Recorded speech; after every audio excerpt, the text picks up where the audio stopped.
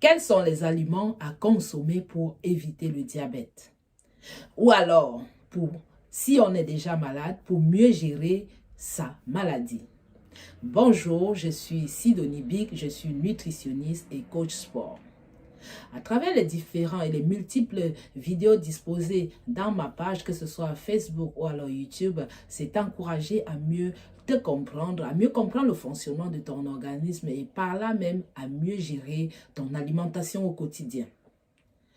Si je fais allusion ici à la pyramide alimentaire, nous voyons qu'à la base, il y a de l'eau. Oui, bien sûr, il y a de l'eau parce que ton corps est constitué de plus de 60% d'eau. Ça veut simplement dire que tu dois boire beaucoup d'eau, soit 30 ml par kilogramme de corps, de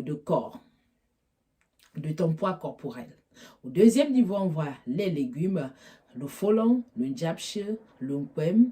Tous ces légumes qui sont disponibles aussi sur le marché africain, qui peuvent facilement t'aider à donner les nutriments dont ton corps a besoin et de maintenir le taux de calories au plus bas niveau et surtout alléger ton pancréas qui va projeter juste une petite quantité d'insuline pour nettoyer le sucre dans ton sang.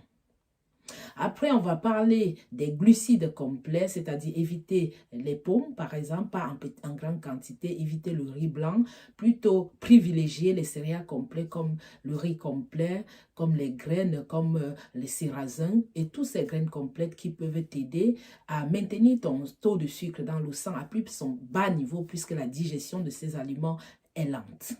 On va parler des viandes et des poissons, sources de protéines, des produits laitiers aussi, mais en petite quantité.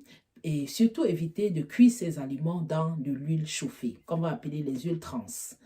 Au quatrième niveau ou alors au cinquième, au sommet, on va voir les sucreries, les gâteaux, les bonbons, les pâtés, les jambons. Bref, tout ce que vous voyez, les jambons aussi, qui contiennent trop de sel et qui contiennent aussi de mauvais gras. Évitez cela, trop de sucre caché aussi, puisqu'en le prenant, vous surchargez le corps et le pancréas va être obligé de pomper à tout moment l'insuline pour pouvoir maîtriser le sucre de sang dans le corps afin de maintenir le taux de glycémie à son niveau optimal qui est entre 0,80 et 1,2.